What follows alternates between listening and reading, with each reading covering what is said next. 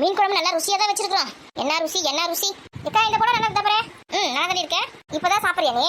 ஆமா உங்க எல்லாருக்கும் போட்டு முடிச்சிட்டு லாஸ்ட் சாப்பிடுங்க. மிச்சம் மீதி மீந்தத சாப்பிட்டு தான் நல்லா குண்டா இருக்கிற. ஆமா அதை சொல்ல வந்துட்டாங்க பாரு ஒருத்தவங்க. எங்க கூட உட்காந்து சாப்பிட வேண்டியதானே? நானும் உங்க எல்லாரும் கூட உட்காந்து சாப்பிட்டேன். யாரு பரிமாறுது? அது நம்ம சரிதான். இக்கா வேற ஏதாவது வேணுமா? வேணாம் கீதா உட்காரு நீ உட்காரு. அக்கா மாமியார் கிளியை பார்த்தா திட்ட போகுது. கீதா ரூம் குள்ளே தானே உட்கார சொல்லிச்சு. அது வேலை கிடையாது. நீங்க எல்லாரும் சாப்பிட்டு ஓடி போயிட்டீங்க. எனக்கு யார் சாப்பாடு பரிமாறுவா? யார் எனக்கு தண்ணி தண்ணி மூணு தருவா? யார் குழம்புகளும் மூத்துவா? எல்லா வேலையும் செஞ்சுட்டு நானே சாப்பாடு போட்டு நான் சாப்பிடணுமா? அதான் கீதா வந்து எனக்கு ஹெல்ப் பண்றா. வந்துட்டா பெருசா பேசுறதுக்கு மாமியார் கிளி திட்டுமா. அப்படி சொல்லுக்கா. அம்மா இந்த வீட்டுல என்ன நடக்குது என்னால புரிஞ்சிக்க முடியல. மாமியார் கிளி வந்தாச்சா அது எதுக்கு ஒரு மாதிரி பேசுது எங்க அக்கா? இப்போ ஒரு மாதிரி பேசுது. அம்மா சரியான கேடி இருக்கும் போல இருக்கு. மரியாதை இருந்தது மனசுல இருந்தா போதும். ஏக்கா இந்த புறம் தான் கல்யாணம் போறியா ஃபங்க்ஷனுக்கு? ஆமாடி நல்லா இருக்கா? நல்லா தான் இருக்கு. நிச்சயம் தமிழ் தானே கொஞ்சம் ட்ரெண்டிங்கா போய் இதுல கல்யாணத்துக்கு போற மாதிரி புடவை கட்டிருக்கேன். கல்யாணத்துக்கு கட்டினா நல்லா இருக்கும் புடவை. அப்படியே சொல்ற கொஞ்சம் வந்து சிம்பிளா இருக்கணும், கொஞ்சம் கிராண்டா இருக்கணும். ஒரு மாதிரி ஒரு இப்போ ரீசெண்டா வந்து தீபாவளிக்கு ஒரு புடவை எடுத்தியே பிங்க் கலர் புடவை அதை கட்டிக்கோ சூப்பரா இருக்கும். நான் கூட அதான் கட்டலான்னு பார்த்தேன். அதுக்கப்புறம் கொஞ்சம் சரி அதெல்லாம் இருக்குமா நல்லா இருக்காதா தெரியல சொல்லிட்டு சரி பட்டு புடவை கட்டின்னு போலாம் அப்படின்னு சொல்லிட்டு எடுத்துட்டு வந்தேன். ஏன்னா அந்த ரோஸ் கலர் புடவைக்கு தான் ஜாக்கெட் தச்சு வச்சிருந்தீங்க. இருக்குக்கா ஜாக்கெட்டா இருக்குது தச்சுருந்தேன். அது கட்டிக்க சூப்பரா இருக்கும். என் காலுக்கு நல்லா இருக்கும்ல அது. ஆமா ஆமா. ஏன்னா நீ மட்டும் கூப்பிடுறேன். உன்னை கூப்பிட நீ தான் வரமாட்டேன் சொல்லிட்டேன். வீடு பாத்துக்கணும், குழந்தைய பாத்துக்கணும், குட்டியை பாத்துக்கணும். நினைக்க எங்க வீட்டுக்காரர் ஃபோன் பண்ணிருக்கா வரேன்னு சொல்லியிருக்காரு. ஃபங்க்ஷன் எத்தனை மணிக்கா? ஃபங்க்ஷன் 4:30 இருக்கா? இங்க இருந்து ஒரு 3 கிலோ கிளம்பினா தான் கரெக்டா இருக்கும் அங்க போய் சேர்றதுக்கு. உங்க வீட்டுக்கு எத்தனை மணிக்கு வரேன்னு சொன்னாரு? அவர் கிளம்பிட்டார் ஆபீஸ்ல இருந்து வந்து நிற்காரு. ரெடியா இருக்கு சொல்லியிருக்காரு. சரி அப்ப சீக்கிரம் கிளம்பு. ஏக்கா நீ வாயக்கா. என்னால வர முடியாது. பசங்க ஸ்கூல்ல இருந்து வரும். அதுக்கு சாப்பாடு போட்டு கொடுக்கணும், அதுக்கு காஃபி போட்டு கொடுக்கணும், அதுக்கு படிக்கிறது என்னன்னு எதுவும் பார்க்கணும், நைட்டு டிஃபன் செய்யணும். எவ்வளவு வேலை இருக்குது. நல்லா வர முடியாது. நீ மட்டும் போயிட்டு வா. சித்தி கேட்டாங்கன்னா சொல்லு அக்கா உடம்பு சரியில்லை அதனால வரல கல்யாணத்துக்கு வர சொல்லிச்சு அப்படின்னு சொல்லிடு. ஏக்கா நீ போயிட்டு வாங்க நான் பாத்துக்கிறேன். வேணாம் நாங்க 2 பேரும் போனோம்னா மாமியார் திட்டம். வேணாம் ஏக்கா சித்தி பொண்ணோட நிச்சயம்லாம் உன் தங்கச்சி நிச்சயம்லாம் அது கூட நீ போகாம இந்த வீட்டுல அப்படின்னா உடனே சின்னத்தை சாப்பிட்டு போற. கேள்வி நல்லா கேள்வி அதை. நிச்சயம்லாம் ஒன்றும் அவசியம் கிடையாது. கல்யாணத்துக்கு போனா போதும். எனக்கு பதில் ராதிகா போறல உங்க சித்தி கோச்சிங் போறாங்க பாரு. அதெல்லாம் ஒன்றும் கோச்சிங் போட்டாங்க. கோச்சிங்னாங்கன்னா நான் ஏதாவது சொல்லி சமாளிச்சுப்பேன். வீடே கேஜின்னு கிடக்கும். அதை வீட்டை விட்டு வெளியே வரவே வராது.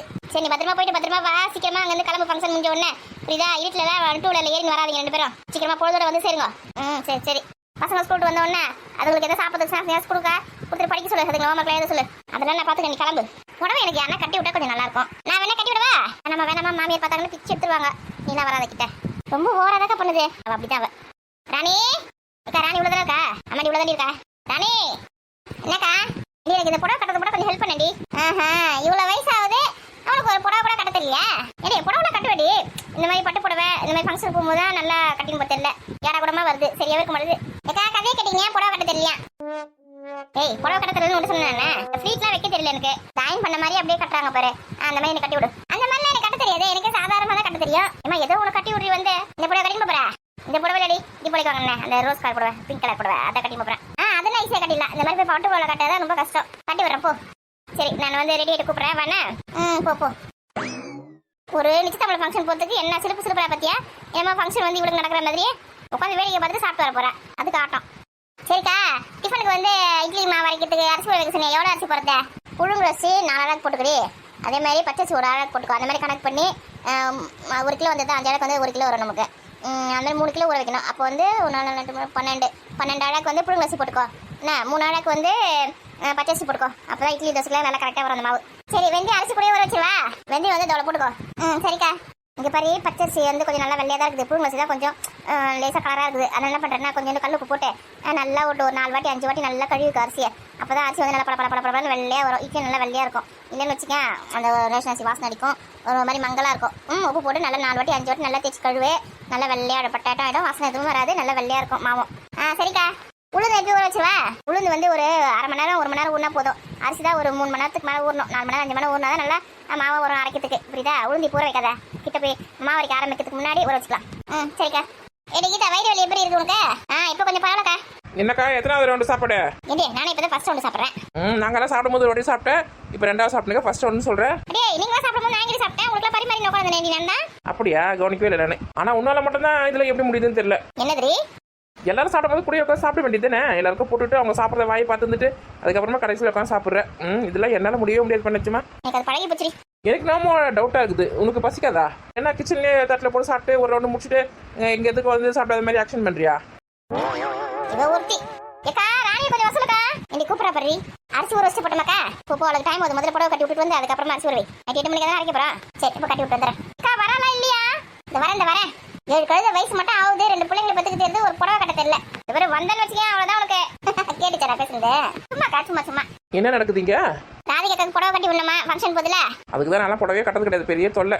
இங்கே ஃப்ளீட் எடுக்கணும், அங்கே ஃப்ளீட் எடுக்கணும், இங்கே யாரா ஒருத்தர் பிடிக்கணும், பின்ன குத்தணும், அப்புறம் வந்து இந்த முந்தானி வந்து கீழே விழாமல் இப்போ தாங்கி பிடிச்சின்னு வேற வரணும்.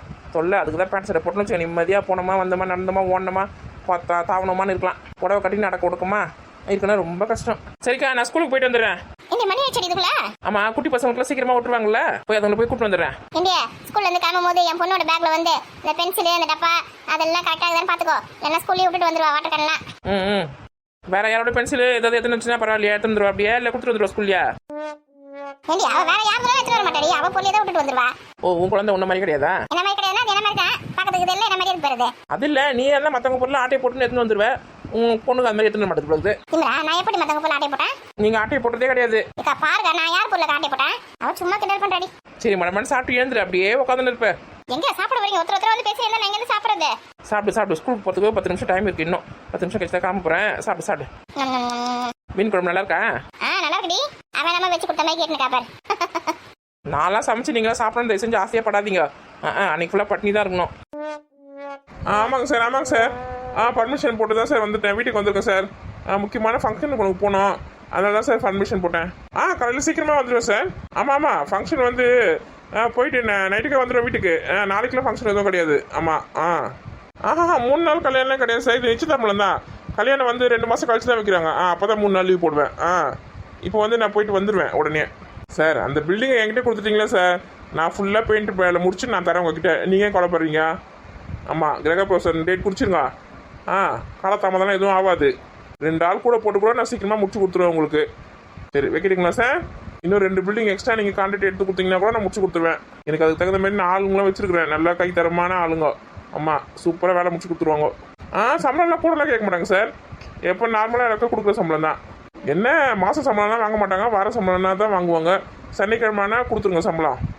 எத்தனை பேர் இருந்தாலும் நான் ரெடி பண்ணுவேன். வரேன் சார், காலைல சீக்கிரமாக வரேன் சார். இந்த வாச கணக்கில் அடிக்கிறதுக்கு வார்னிஷ் மட்டும் இல்லைங்க சார், அது மட்டும் வாங்கி கொடுத்துட்டீங்கன்னா கொஞ்சம் வேலை ஈஸியாக முடிச்சிடலாம்.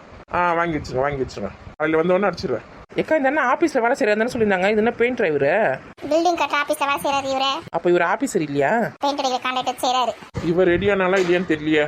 என்னம்மா ரொம்ப பிஸியா? என்னம்மா எல்லாரும் இங்கே தான் இருக்கிறீங்களா? கவனிக்கவே இல்லை நான். நீங்க எங்களை கவனிச்சிங்க? ஃபோன் தானே பேசினீங்க. என்ன நீ இவ்வளோ நேரம் கழிச்சு சாப்பிட்றீங்க? உடனே கொஞ்சம் லேட் ஆயிடுச்சு. நீ சாப்பிட்டியா? நான் எப்பயும் சாப்பிட்டேன். நீங்க காலையில கட்டி கொடுத்த புளி சாதமும் உருளைக்கிழங்கு சூப்பரா இருந்தது. நல்லா இருந்துச்சாப்பா?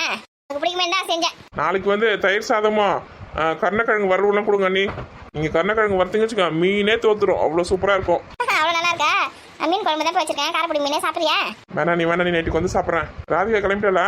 கிளம்பிட்டு இருக்கா. ஆமா, நீங்க வந்து பெயிண்டர் வேலை செய்றீங்களா? ஆமாம்மா, பெயிண்ட் அடிக்கிற வேலை தான் செய்யறேன். நீங்க ஏதோ ஆஃபீஸில் வேலை செய்றீங்கன்னு சொல்லி இருந்ததாக்கா? இந்த மாதிரி பில்டிங் கட்டுறாங்களா, அந்த ஆஃபீஸில் தான் வேலை செய்யறேன், கன்ஸ்ட்ரக்ஷன் ஆஃபீஸில். வந்து பில்டிங்குக்கெலாம் வந்து கான்ட்ராக்ட் எடுத்து கொடுப்பாங்களே, அந்த பில்டிங்குக்கெலாம் நான் தான் வந்து பெயிண்ட் வேலை செய்கிறேன். ஆள் வச்சு செய்வேன், நானும் அடிப்பேன் பெயிண்ட்லாம். அப்படியா? பரவாயில்லையே. ஒரு நாளைக்கு எவ்வளோ காசு கிடைக்கும்? நல்ல காசு தான்மா, பெயிண்ட் அடிக்க தான் ஆளுங்க கிடைக்க மாட்டேங்கிறாங்க. இப்போ வந்து ஃபோனில் சொல்லியிருந்தீங்க எவ்வளோ பேர் இருந்தாலும் நான் கூப்பிட்டு வரேன் சொல்லிட்டு. அந்த மாதிரி சொன்னால் தான் கான்ட்ராக்ட் நமக்கு தருவாங்க. நானே வந்து எக்ஸ்ட்ரா வேலை செய்வேன். நானே 3 பேர் செய்கிற வேலையை நான் ஒருத்தால செஞ்சிருவேன். அப்புறம் அவங்ககிட்ட கணக்கு காமிச்சு காசு வாங்கிப்பேன். பாருப்பேன், இந்த பீடிக்குள்ளே இவ்வளோ திறமை இருக்கா? என்னம்மா கீதா டல்லாக இருக்க? அது ஒன்றும் இல்லை மாமா, கொஞ்சம் உடம்பு சரியில்லை. என்னம்மா ஹாஸ்பிட்டலுக்கு போய் பார்க்கறதுனே? அவ்வளோ பெரிய ப்ராப்ளம் இல்லை மாமா, சும்மா வயிறு வலி தான். சரி, வயிறு வலினா கொஞ்சம் வெந்தயத்தை வாயில போட்டு தண்ணி ஊற்றுமா, சரியா போயிடா. கை வைத்தியம் தெரிஞ்சு வச்சிருக்காரு. நான்லாம் அதான் பண்ணுவேன், எங்க அண்ணி தான் சொல்லி கொடுத்தாங்க. ஓ, அந்த டாக்டர் இவங்க தானே? அண்ணே, ஃபங்க்ஷனுக்கு நீங்க வரலையா? இல்லப்பா, நீங்க போயிட்டு வாங்க. நீங்களும் அண்ணனும் வந்தா எவ்வளவு நல்லா இருக்கும். உங்க அண்ணனை கூப்பிட்டேன், வேலை இருக்கு வரல அப்படி சொல்லிட்டாரு. அதனால தான் சரி, நீங்க மட்டும் போயிட்டு வாங்க. அண்ணனுக்கு எப்ப பாரு வேலை தான் முக்கியம், குடும்பத்தையே மறந்துடுவாரு வேலைன்னா. சரிங்க, நீ ராத்திரி கிளம்பிட்டலா? ரெடியா இருக்காப்பா? சரிங்க, நீ அம்மா என்ன பண்றாங்க? அம்மா படுத்துட்டு இருக்காங்க, ரெஸ்ட் எடுக்கறாங்க. சரி, போய் அம்மா பார்த்துட்டு வரேன். ஏமா, ஓ இந்த வீட்ல இருக்க எல்லா பிள்ளைங்களும் அம்மா மேல அவ்வளோ பாசமா இருக்குதுங்களா? நம்ம மாமியார் சும்மா சொல்லக்கூடாது, பிள்ளைங்களாம் எவ்வளவு நல்லா வளர்த்துருக்கல. அம்மாக்கு கூட தாண்ட மாட்டேங்குதுங்க எதுவும். சரி, இப்படி பேசினா உட்காந்துட்டு எப்படி ஸ்கூலுக்கு போவ? இந்த கிளம்புறேன். நீ சீக்கிரம் சாப்பிட முடியும், அப்படியே வச்சு வேடிக்கை பார்த்துன்னு இருப்ப. சரி, ஸ்கூல் போயிட்டு மணி வச்சு பாரு. இங்கே வரும்போது அப்படியே ஸ்நாக்ஸ் என்ன வாங்கி வாடி. ஸ்நாக்ஸ்னா என்ன வேணாரா? ஒரு பஜ்ஜி போண்டா எதனா வாங்கி வாடி, சாப்பிடணும் போல இருக்கு. என்னக்கா உங்களுக்கு என்ன வேணா? எனக்கு எதுவும் வேணாண்டி. சரி, நான் வேணா பஜ்ஜி மாவு வாங்கிடுறேன், வீட்லயே பஜ்ஜி போட்டுக்கலாமா? அதுக்கு டைம் ஆகும்டி, கடையில வாங்கி வந்துடி பஜ்ஜியா. ஏக்கா, பஜ்ஜி மாவு வாங்கி வந்தா எல்லாரும் சாப்பிடலாம். கடையில் வந்தா 2 தான் சாப்பிடலாம். பஜ்ஜி மாவு வாங்கி ஆளுக்கு 4 நேரம் சாப்பிடல, சொல்லிட்டு பஜ்ஜி கேட்க மாட்டேது இருக்காது. சரி, மாவு வாங்கி வாடி, வாழைக்காய் இருக்குது, பஜ்ஜி போட்டு தரேன். கோமதியை கருக்கும்போது நம்மளுக்கு என்ன கவலை? நீ சட்னி மட்டும் அரைச்சி ரெடியாக நில்லு, மாவு வாங்கி ஓடி வரேன். சரிடி. 3 வேளை சாப்பாடு மூக்கு முட்டை சாப்பிட்டால ஈவினிங்கில் ஸ்நாக்ஸ் சாப்பிட்டா தான் அன்னைக்கு பொழுது போன மாதிரியே இருக்குது. அப்படியே வளர்ந்துட்டோம். ஏண்டியா ஸ்கூலுக்கு போசனா உள்ள எங்கடி போயினுக்க? வண்டி சாவி எத்தனை போறேன் நான் தான் போக சொல்கிறேன். சரி சரி சீக்கிரம் கிளம்பு. இந்த பெட்ஷீட்லாம் எத்தனை உடனே கரெக்டாக போட்டாலும் எப்படி தான் காஞ்சி போகுதுன்னு தெரியல. இலவம் பஞ்சு பெட்டை வாங்கி கொடுக்க சொன்னோம். கல்லு மாதிரி இருக்கு இந்த பெட்டு. படுத்த முதுகுலாம் வலிக்குது. 2 நாளைக்கு ஒருக்கா அந்த தலைக்காணி வரலாம் தோச்சு போட சொல்லியிருக்கேன். எங்கன்னா மதிக்கிறாளுங்களா தோச்சு போட்டு எத்தனை நாள் ஆகுது? கத்திட்டே இருந்தால் வேலை செய்வாங்க. ஏமா கரெக்டாக வந்துட்டாம்ப. என்னடா வேலைக்கு போலியா நீ? ஏமா போயிட்டு தானே வந்தேன். இவ்வளோ சீக்கிரம் வந்துட்டு இருக்கேன்? ஏமா ஃபங்க்ஷனுக்கு போனோம்மா அதமா பர்மிஷன் போட்டு வந்துட்டேன். என்ன வேலையோட இப்போ ஃபங்க்ஷன் தான் முக்கியமா? ஃபங்க்ஷனுக்கு போனால் அவங்க 10,000 கொடுத்துருப்பாங்களா? வேலை இருக்க வர முடியாது சொல்ல வேண்டியதுதானே? ஏமா அண்ணியும் வரல அண்ணனும் வரல, இவ மட்டும் தனியாக போகிறாமா ராதிகா மட்டும். அதனால தான் சரி கூட்டின்னு போயிட்டு வரலாம் சொல்லிட்டு வந்துட்டேன். ஆமா பொண்டாட்டி சொல்ல தட்ட மாட்டான். இப்போ அரை நாள் லீவ் போட்டு வந்திருக்கு. ஏன் சம்பளம் ஏற்றுருவா எனக்கு? ஏமா நானே தரேம்மா காசு கொஞ்சம் எக்ஸ்ட்ரா வேலை செஞ்சு. பொண்டாட்டிங்கன்னா அப்படியே மாடாட்டம் உழைப்பான். சரிம்மா சாப்பிட்டீங்களாம்மா? சாப்பிட்டேன். சரிம்மா டைம் ஆச்சு நான் கிளம்பட்டுமா? இங்க பாரு அங்க உன் பொண்டாட்டி வீட்டு சொந்தக்காரங்க எல்லாரும் வருவாங்க. அவங்க கிட்ட மூஞ்சி கொடுத்தா பேச வேலை வச்சுக்காத. பல்ல காமிச்சிருக்காங்க பின்ன எல்லாத்தையும். இதா போனமா வந்த மாதிரி. சரிம்மா. உன் பொண்டாட்டி எப்படி உன் தலையில முளை கரைக்கலானே பார்த்துன்னு இருப்பா. இப்போ சித்திக்காரி வந்து கேட்பா அது பொண்ணுக்கு எதாவது நகை நட்டு போட சொல்லி. அதெல்லாம் வந்து எதுவும் முடியாது. பசங்க ஃபீஸ் கட்டுறது கஷ்டமா இருக்குது. வேலை இல்லாமல் நாங்கள் கஷ்டப்பட்டு இருக்கோம் அப்படி இப்படின்னு எதனா சொல்லிட்டு வா. ஒரு சவரம் போகிறேன் 2 சவரம் போகிறேன் எதனா வாய் விட்டுட்டு வந்தா நீ அவ்வளோதான் நீ. ஏமா அதெல்லாம் நம்மள கேட்க மாட்டாங்கம்மா. அவங்க ஏமா நமக்கு வந்து நகை போட சொல்லி கேட்க போறாங்க? சொல்லி வைக்கண்டா வசதியான வீடு இது. கேட்டா போடுவாங்க செய்வாங்க அப்படி சொல்லி கேட்டவங்க கேட்பாங்க. அந்த மாதிரி ஆளுங்க அதுங்க. நீங்க தான் அந்த மாதிரி நினைச்சிருக்கீங்க. அவங்களாம் அந்த மாதிரி கிடையாதுமா. மாமியார் விட்டு தரேன்னாப்பா. சரி மடமடன் போயிட்டு மடமடன் வாங்க. பசங்க விட்டுட்டு போற ஞாபகம் இருக்கட்டும். அப்படியே சின்ன ஜிருசுங்க மாதிரி சுற்றி நடக்காதீங்க. இல்லம்மா ஃபங்க்ஷனுக்கு போயிட்டு வந்துடுவோம்மா நேரம். என்ன உன் மச்சான் வருவானா? யாருமா? ராதிகோட அண்ணன் தானே கேட்குறா? அவனே தான்டா. வருவாங்கம்மா. அவங்க சித்தி வீட்டு ஃபங்க்ஷன் ஆச்சு எப்படி வராமல் இருப்பாங்க? எனக்கு நம்ம நீங்க அந்த ஃபங்க்ஷனுக்கு போது கொஞ்சம் கூட பிடிக்கவே இல்லை. ஏமா நம்ம அவங்க வீட்டு ஃபங்க்ஷனுக்கு போனாதான் நம்ம வீட்டு ஃபங்க்ஷனுக்குலாம் அவங்களாம் வருவாங்க. அதுவும் ரொம்ப சொந்தம் வேற இல்லை. அவங்க அம்மாவோட தங்கச்சி பொண்ணுக்கு வந்து நிச்சயதாம்பலம். நம்ம பொண்ணா தானே நம்ம வீட்டு ஃபங்க்ஷனுக்குலாம் வருவாங்க. டேய் உன் பசங்க சின்ன சின்ன பசங்க அதுக்கு என்ன ஃபங்க்ஷன் வைக்க போற? இப்போ அவங்க வந்து அப்படியே மொழி எழுத போறாங்க நோட்டா. மீறி போனா 500 ரூபாய் எழுதுவாங்க. அந்த 500 ரூபாய் இல்லாம கிடக்குற நீ. இப்போ என்னதான் சொல்ல வரீங்க? ஃபங்க்ஷனுக்கு போவே வேணாவா? அப்படியே எகிரின்னு வராம பாரு. போயிட்டு சீக்கிரம் வா. சரி போயிட்டு வர. மாத்திரைலாம் போட்டிங்களா? என்ன மாத்திரை போட சொல்ற? ஆமாம்ல சுகர் பிபி எதுவுமே கிடையாது உங்களுக்கு. சரி தூக்க மாத்திரை இருந்தால் அந்த போட்டுன்னு போடுங்க. தூக்கம் வராம கிடக்குறேன் நானே. இல்லைம்மா தூக்கம் வரும். அந்த மாத்திரை போட்டீங்கன்னா எனக்கு நல்லா தூக்கம் வரும் அப்படின்னு சொல்கிறேன்.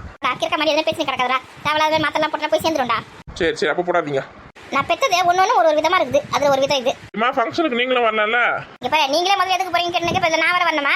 சரி கோவப்படாதீங்க சும்மா கேட்டேன். அப்படா சீக்கிரம் பிடிச்சிக்க வாடா. சரிம்மா. எங்க அத்தை உள்ளே இருக்காங்க? ஆமாண்டி இவ்வளோதான் இருக்காங்க. தலைக்குங்க.